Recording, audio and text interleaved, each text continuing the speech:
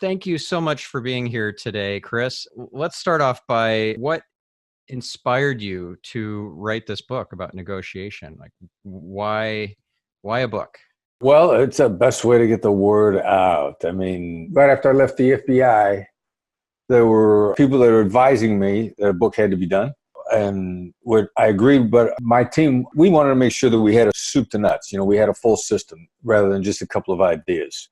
Left the Bureau in 2007-ish and started the company in 2008. We talked for a while, my son and I primarily, at Georgetown. And, we were road testing it. We were beta testing it. We were having people in the business school who had jobs during the day try the stuff out. And, proof of concept. There's one thing to think that it applies, but it's another to completely take it out and make sure that it applies. And after a few years of doing that, we figured we had it, so we'd write the book. And it's been such a game changer for me. I loved it. Thank you. It changed, for example, the way I send emails, the way I have discussions with prospects. Like, for example, when I send an email, I'm no longer fishing for a yes, I'm fishing for a no.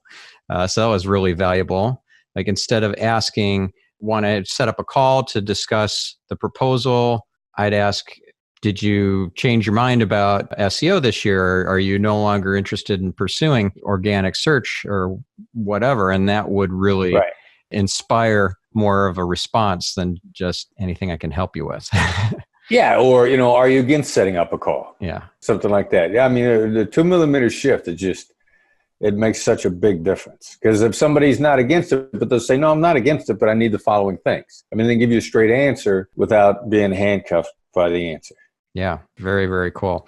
Let's talk about some of the key strategies in the book and how they can play out in a marketing context. Let's say that you're wanting to move some leads through the sales process, or you're just trying to generate some leads from, let's say, Facebook ads. What would be some applications of your strategies for negotiation in that kind of a context? It's just slightly adapting the techniques. I mean, people make decisions based on avoiding loss more than accomplishing a gain. So ask somebody in a general term, and we put this in some of our marketing, where do you want to be in a year? Are you willing to give that up? Are you now living in the house that you should be living in? I mean, it's no, I'm not. How are you going to get there? Are you giving your family everything you want to give them right now? How are you going to get there? A lot of the same ideas. Get people to look into the future, compare it to the present, and then say, how are you going to get to where you want to be? Help them think.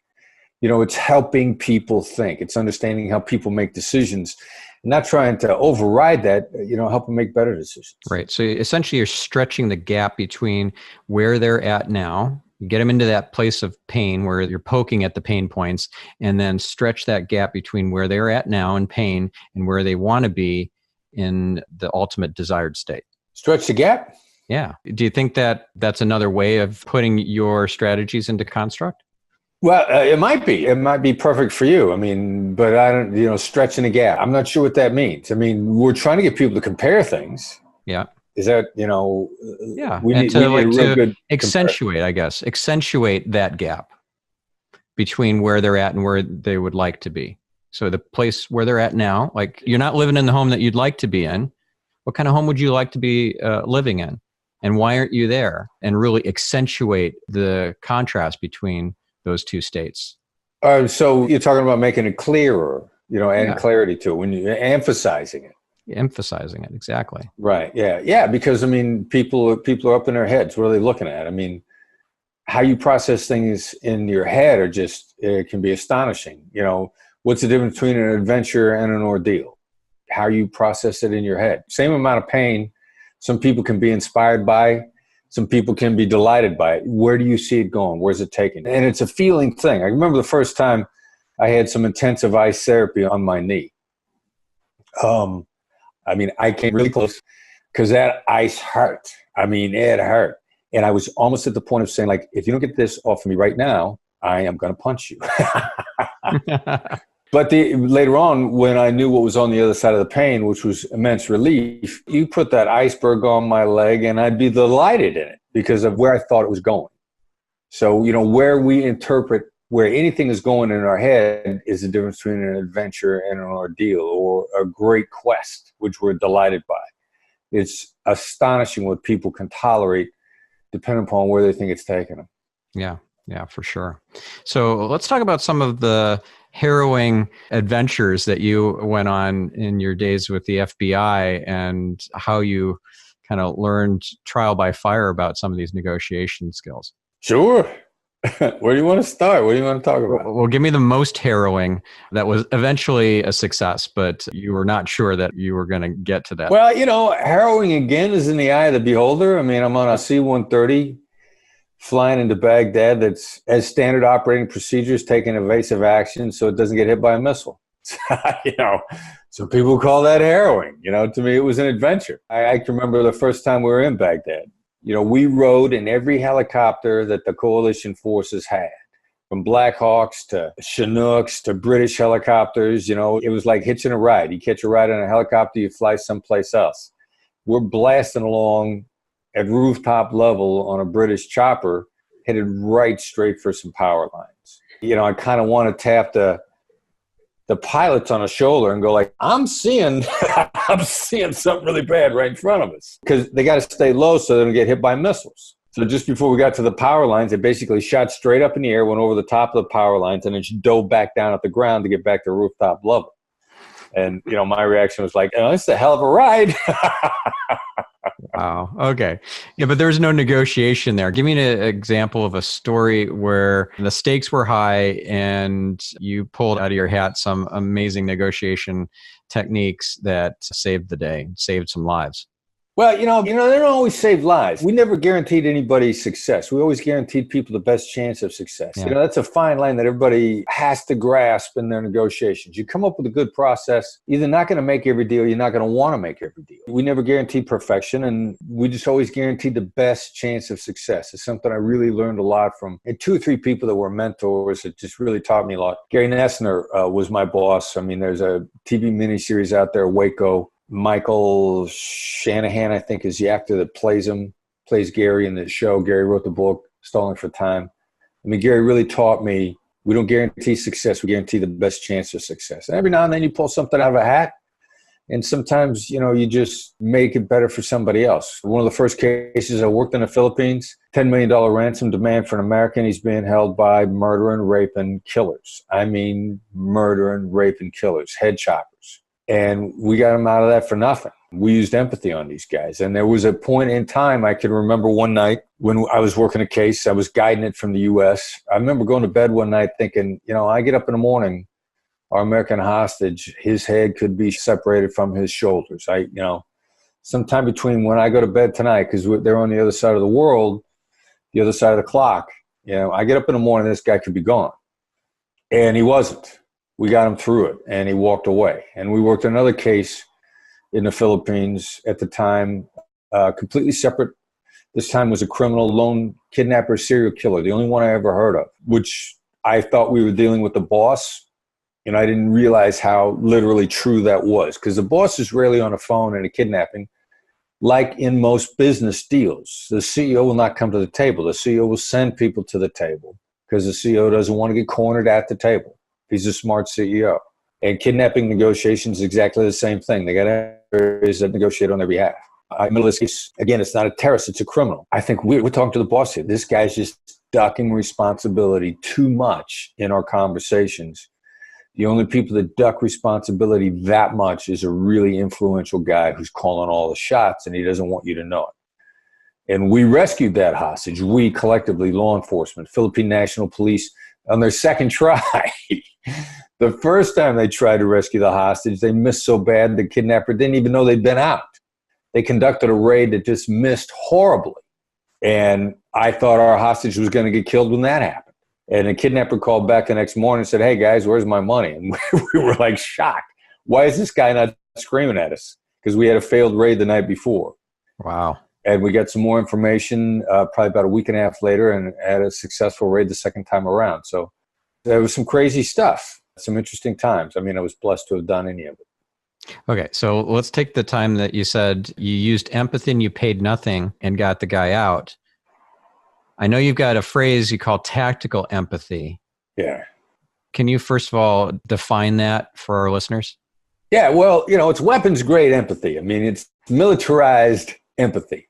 Unfortunately, empathy as a term has become too synonymous with sympathy these days. That was never how it was intended early on. Understanding is not sympathy. Most people think understanding is, but it's not. Understanding is not agreement. It's not disagreement. It's a completely neutral thing. When Stephen Covey first said, seek first to understand, then be understood, he didn't say agree. That word is not there. So there's two elements to the reason why we use the term tactical empathy.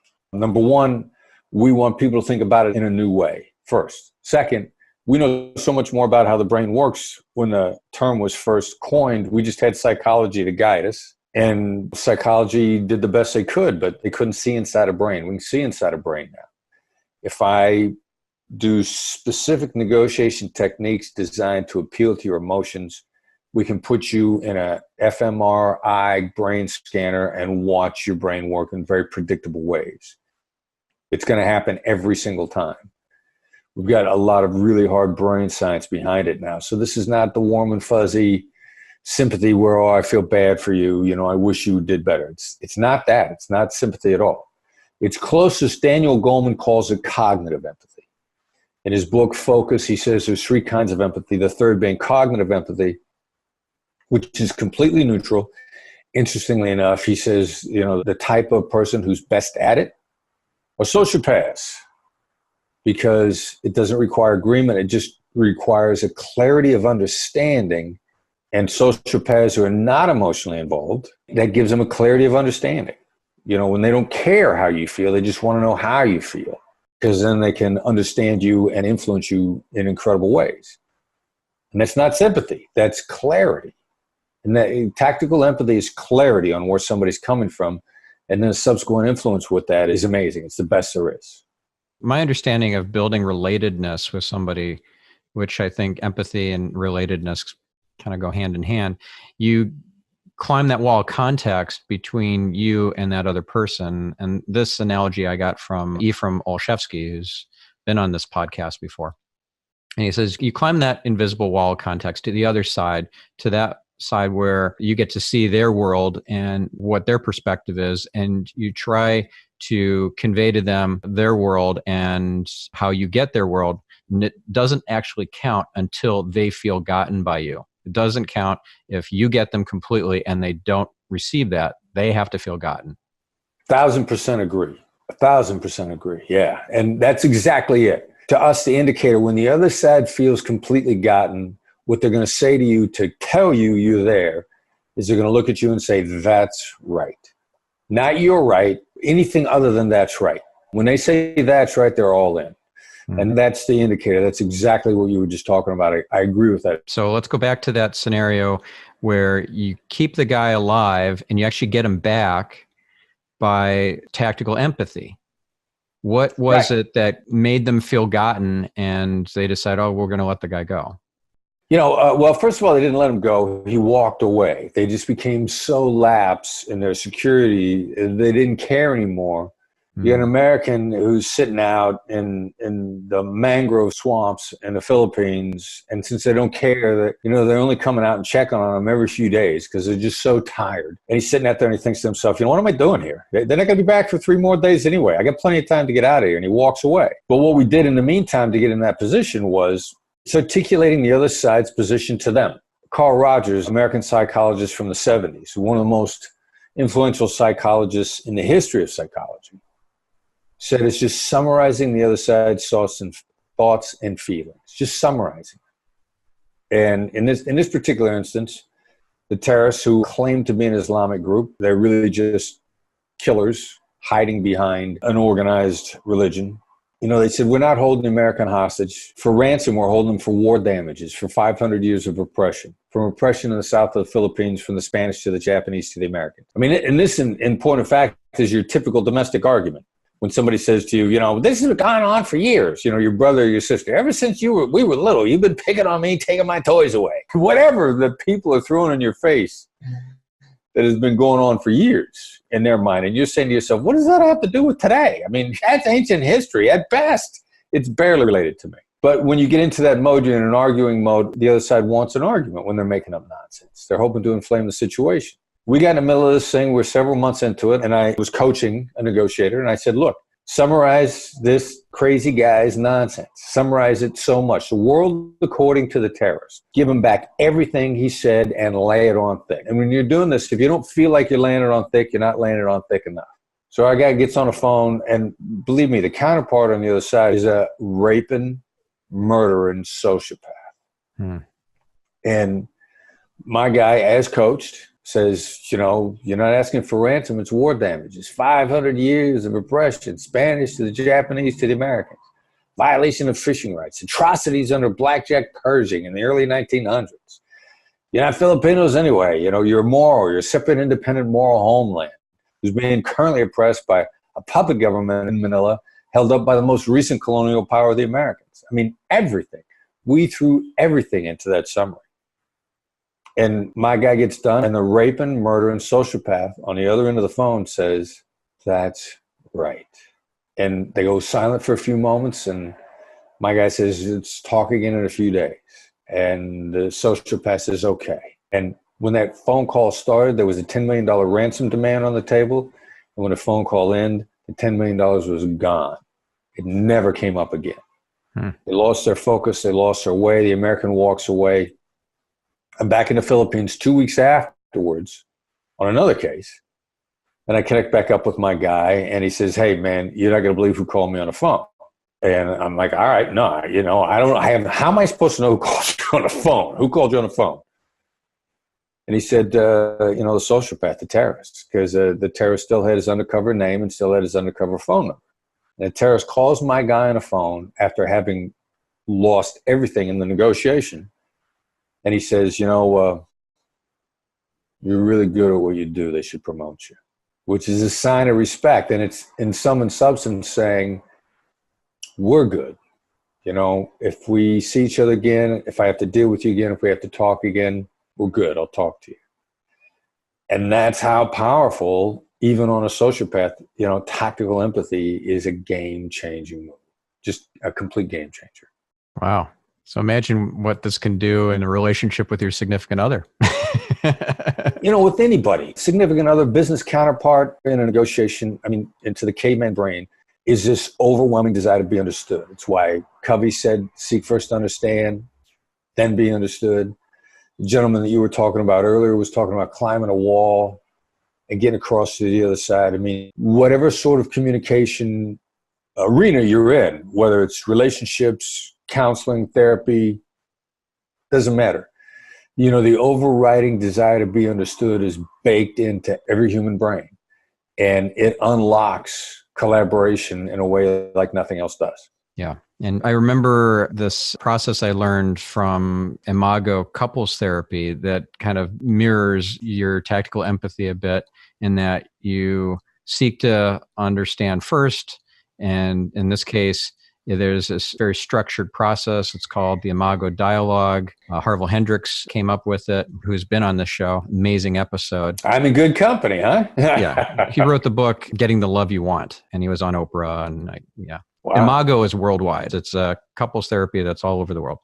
So anyways, this Imago Dialogue process has a few components to it. First, you mirror back everything that the person is saying. So if you can't remember it all, you got to stop them. And so maybe every couple sentences, you're stopping them and you're mirroring back what they said using their words, not just interpreting it and not interjecting your own opinions or comebacks or whatever. So only mirroring. After they feel like they've gotten it all out, and you keep asking, is there anything more, just to make sure, then you move to summarizing. And after you're finished summarizing, you make sure that they feel like that's a good summary and it's accurate and it's complete.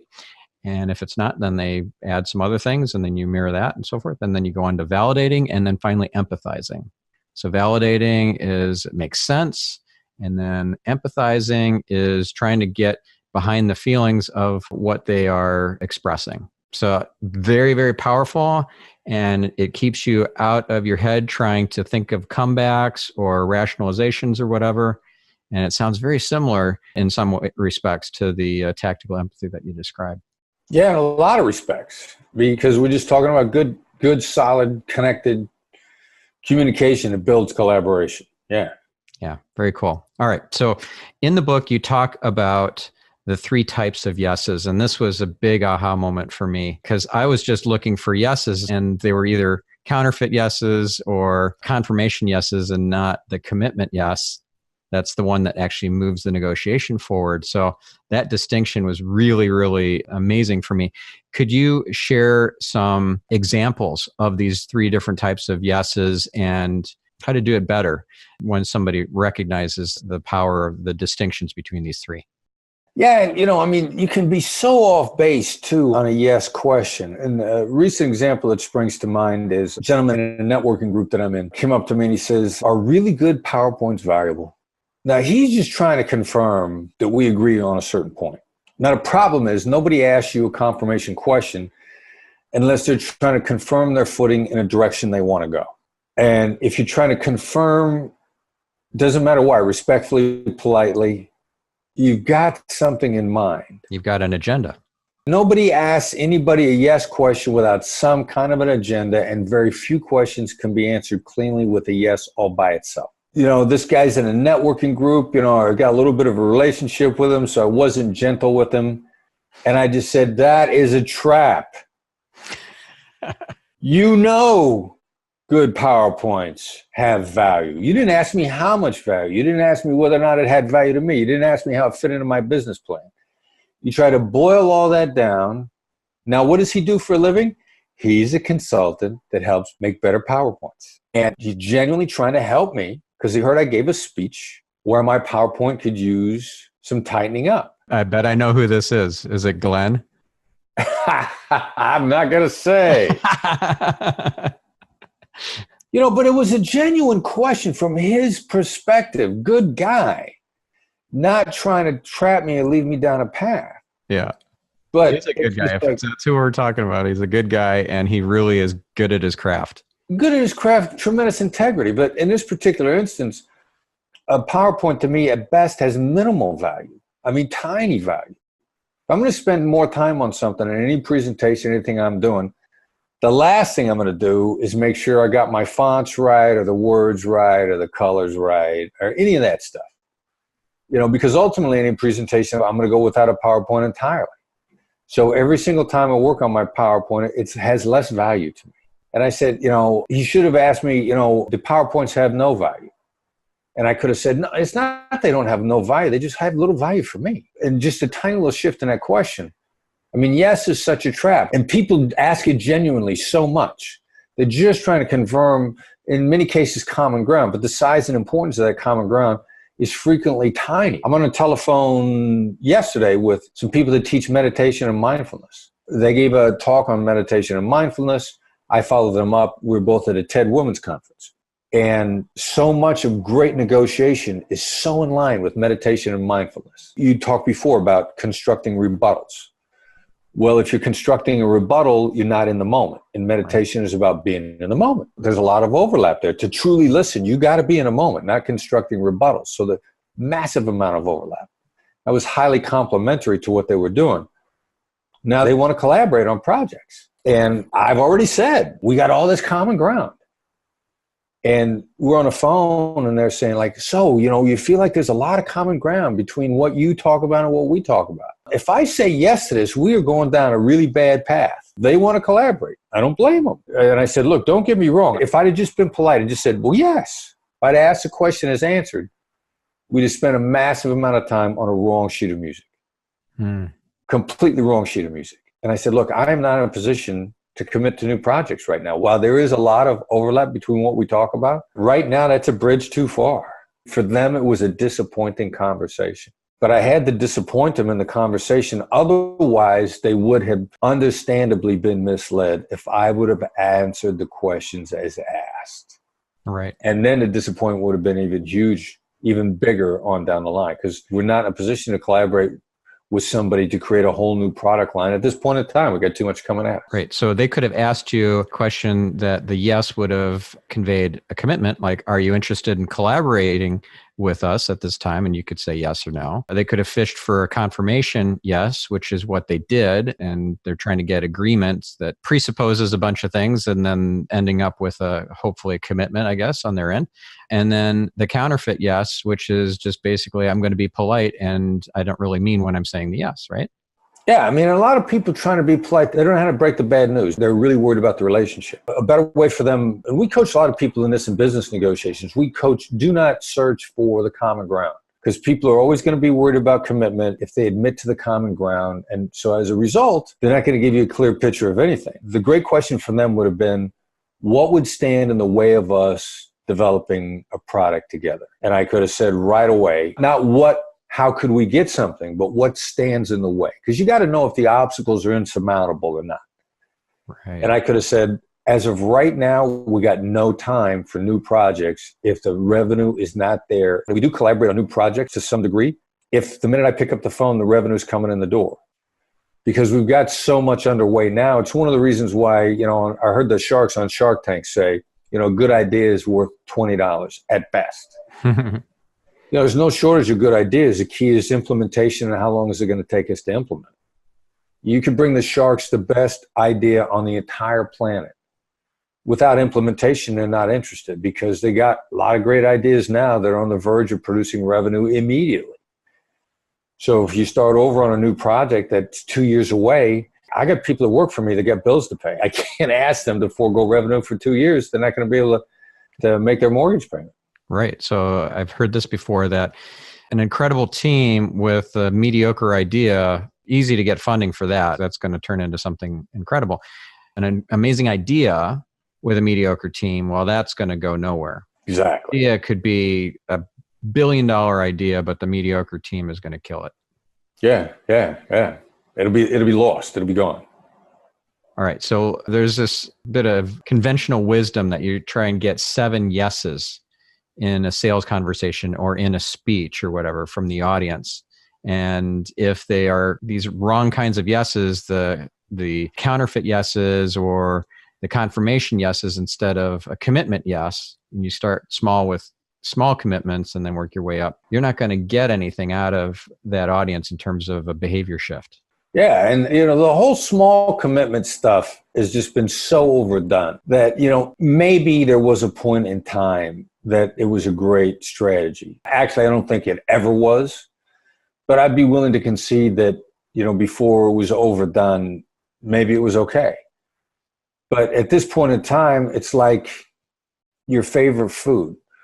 Once you've overdosed on it so much, if your little kid loves Oreo cookies, your mom wants you to stop eating Oreo cookies, she's going to make you eat the whole box. And you're going to never touch them again. And the smell of them on your dying day at age 95, if somebody were to say to you, if you die, I'm going to put Oreo cookies in your coffin with you, you'd probably live because you so hate Oreo cookies. I mean, once overdosed on something, you get a whiff of it and it's instant revulsion. And we've had the small commitment to large commitment thing overdone on us. And you get a whiff of it now, you're instantly repelled, instantly. Yeah. So what would be an example of one of these repelling small commitments to try and get a large commitment? Would you like to make more money? Yeah. Would you like to have more free time? Would you like to travel the world and stay in 5-star hotels and travel first class and get paid $25,000 to do all that? Yeah, there's something disingenuous in that whole questioning. It feels disingenuous. Yeah. Now, the reality is, become a keynote speaker. You'll travel the world in first-class accommodations. You'll stay in 5-star hotels. They'll pay you $25,000 for an hour of your time. Become a keynote speaker. That'll do that. But it felt disingenuous, right? Yeah. There's something important here you're leaving out. Oh, how do you become a keynote speaker?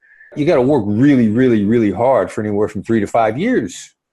Oh, you didn't tell me that. You left something really important out there, right? Yeah. And that's why it felt disingenuous, because it's not adding up in your head, these yes questions, and every one of them was perfectly valid and perfectly true. But there's this omission. And when you start on the small commitment stuff, there's almost always a glaring omission, which is why people say, all right, there's a trap here someplace and it's going to be big.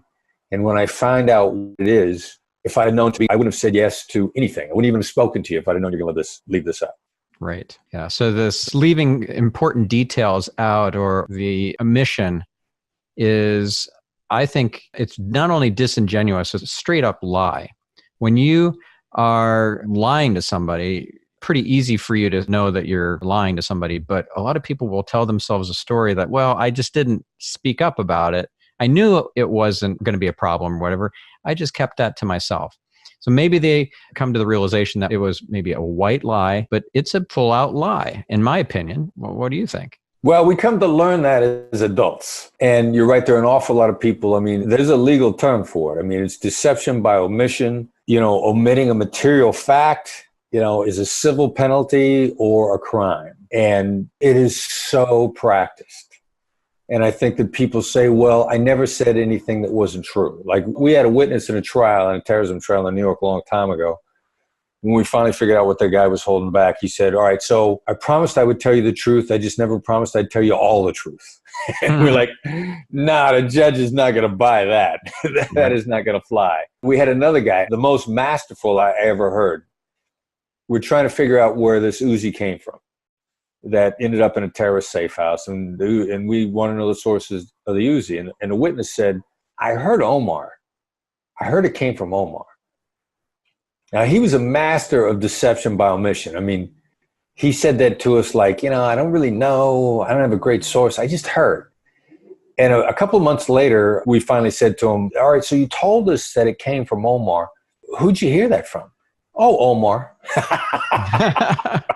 Wait a minute. That's omitting a material fact, who you heard it from. But there are a lot of people that they find that an intellectual game, it's outsmarting somebody, whatever their emotional satisfaction is for doing it. As you said, it's lying. Yeah. And the other side's being deceived. And if you know they're being deceived, then you're lying. Yeah, very true. I first got exposed to the world of negotiation and how much of a science and a discipline it is. Way back in 1995, I went to this Karis seminar on negotiating. Have you heard of this? Yeah. I mean, it was some of the founders and the pioneers in the area of teaching negotiation. Yeah. Yeah. I learned about it from a huge ad, like a full page ad in one of the airline flight magazines. And I'm like, I should know this stuff. I'm starting a business. I need to know how to negotiate.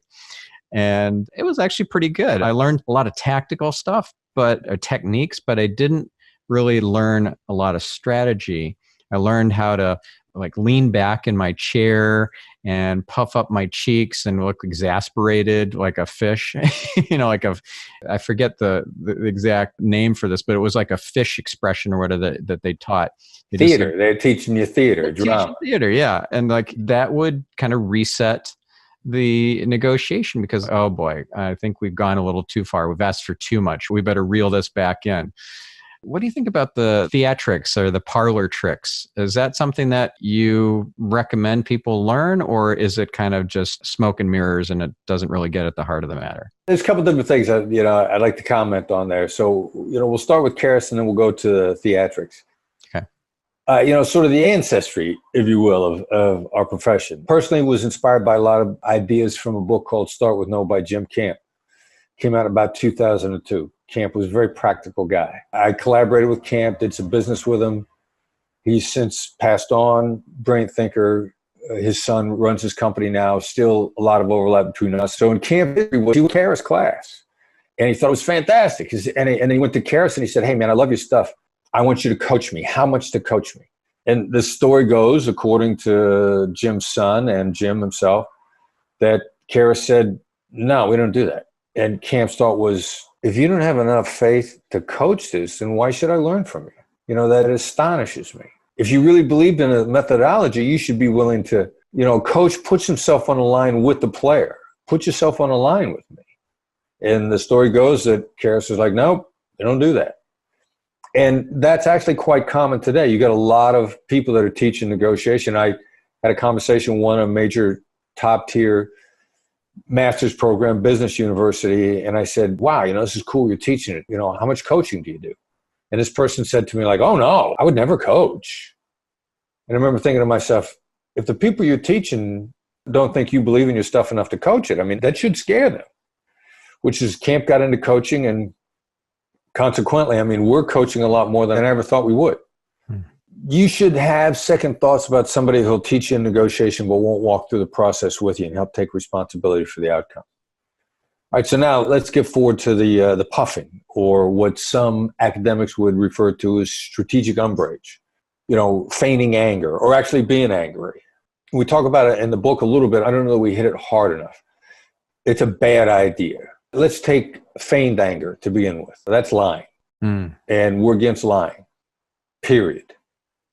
We don't like lying. Integrity, long-term relationships. You shouldn't engage in a negotiation where the other side won't be happy with your motivations and where you're coming from. If they saw everything that you did and everywhere you came from, they should, because they will eventually anyway, if you have any kind of long-term relationship with them. How are you going to maintain a relationship if you lied? So feigned anger is, in my view, is the equivalent of lying. Now, people talk about it because strategic umbrage in false situations has been demonstrated to help make deals in pretend negotiations. There's an academic study out there that says that strategic umbrage worked. Well, it was taken under false circumstances. For an academic study, typically they have to run simulated negotiations so they can control all the factors. And the only way you can control all the factors is to give people sides, hand them the script, say, this is who you are, this is your circumstance, negotiate this. I've been taught in business school, I know that if I hand somebody a script, they're going to feel like they have to make the deal in one setting and they're going to allocate 45 minutes to it. And they're never going to have to implement the deal, ever. And they're not going to have to see each other again in the same relationship. Well, you in business, you got to implement the deal. And you have to have a long-term relationship. And anger is nuclear waste. And it poisons relationships. So if I get out of you what I want from you with anger, you're going to seethe in that. That's going to affect you. That's going to affect your implementation. It's going to affect our relationship. And look at Washington, D.C. today. You think anger is working well between the Republicans and the Democrats? We got some seething tit for tat going back and forth on both sides. And I'm not seeing how that's making the world a better place. Yeah, very true. Very true. So that's kind of the fakeness of these outward tactics, the theatrics. Are there any kind of theatrics or kind of ways of positioning your body posture, whatever, that are legitimate and do work in your opinion? Well, yeah, being genuine works. Being trustworthy works. What about mirroring and matching? What if somebody's crossing their right leg and so you cross your right leg? Is that legitimate, or is that manipulative, or not in integrity? What do you think? All right, are you genuinely in sync, or are you doing it because they're doing it? Because one's genuine and the other's a lie. Okay. Again, at some point in time, we start to parse this out. We're going to get to genuine, disingenuous. If it's genuine, I'm for it. If it's disingenuous, that's another word for lying, which is bad. Yeah. So, some physical mirroring and matching is going to happen if we really get into sync. That's another thing that is so overused, that you might genuinely be in sync with me, but so many snake oil salesmen have tried that with me that if I catch you doing it, I will immediately distrust you. When in fact, where you may have been coming from may have been legitimate. It's just, unfortunately, the snake oil salespeople out there have overused this as well. And you got to be careful jumping into something that the snake oil salespeople are doing. Yeah. So it's like the small commitment thing, overdone to the point where it just makes you really uncomfortable if you even get a whiff of that coming your way. Yeah. Yeah. And every now and then I will find myself genuinely physically mirroring someone else. And I'll actually stop myself from doing it, because the last thing I want to do is inadvertently look like the hustler, the con artist. Yeah, that makes sense. All right, cool. What sort of things do people do in negotiations that inadvertently inflame or break rapport or create a lot of resistance? Well, I think tone of voice can be really problematic. I mean, you got to be really cautious about tone of voice, because your inner voice is going to betray your outer voice. And so you have to be really careful about it, because if you ask me a question and the answer is no, I can go, no. And my tone of voice says, even though I didn't say it, like, that was a really stupid question. And you're going to feel stung. But if I take the time and I realize, I want my no to land softly, then I'll say no. And that's telling you that I'm trying to get what I have to say to land softly. And you're going to appreciate that. Yep. So, we have to be careful whether or not our inner voice betrays our outer voice. Yeah. That's really one of the main things. That has a lot to do with type. I mean, and there are 3 basic types. I'm a natural born assertive, and I'm one where I got to watch my inner voice betraying you in a way that you feel slapped around. Even though I haven't said anything, my tone of voice can easily be bad. Yep. Makes a lot of sense. All right. So if somebody wants to dig a lot deeper, of course, they need to read your book. Your book is amazing. I constantly recommend it. I have oftentimes said to people, not only do I recommend it, but is the best business book I have read in the last several years. And I do mean it. Thank you very much. Yeah. Look, it was a team effort. Tal Raz is a brilliant writer. My son was heavily involved. He's uncredited. Thank God he works in my company with me. Otherwise, he'd be suing me. Awesome. And then what if people wanted to take it to a whole other level beyond just reading the book? They wanted to get trained by you and your team, maybe even coach. Do you offer coaching? Yeah, we offer it all. And a gateway to everything that we have, actually. We put out a once-a-week newsletter. It's short and sweet, comes out on Tuesday morning. It's a short, concise article. Plus, it's the gateway to our website. The newsletter is called The Edge. It's free. It's a reasonable price. You don't have to mortgage to get it. Simplest way to sign up for the newsletter is to send a text message, text to sign up function. The message you send is FBI empathy, all one word. Don't let your autocorrect put a space between FBI and empathy. Then that FBI empathy, all one word, to 828, and it's 22828. And you get a message back to sign up, and you get a free negotiation, concise lesson once a week. Plus, it'll take you to our website. There are training announcements in there. The website is blackswanltd.com. Quickest way to get there is via the newsletter. And we've got a fair amount of content out there that's free also. I mean, we got a YouTube channel, the newsletter, the website will take you there. We've got a lot of people are getting a long way off the free content that we put out there. You got some high-stakes stuff coming at you hard, we'll coach you. We're not cheap.